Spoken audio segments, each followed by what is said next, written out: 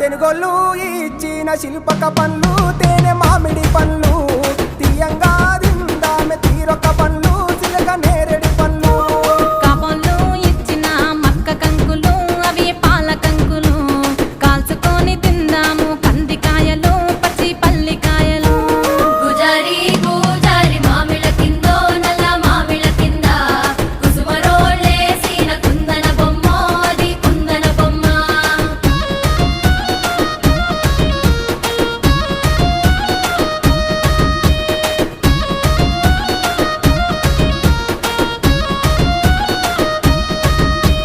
బెస్తోలు పెట్టిన పచ్చి చేపలు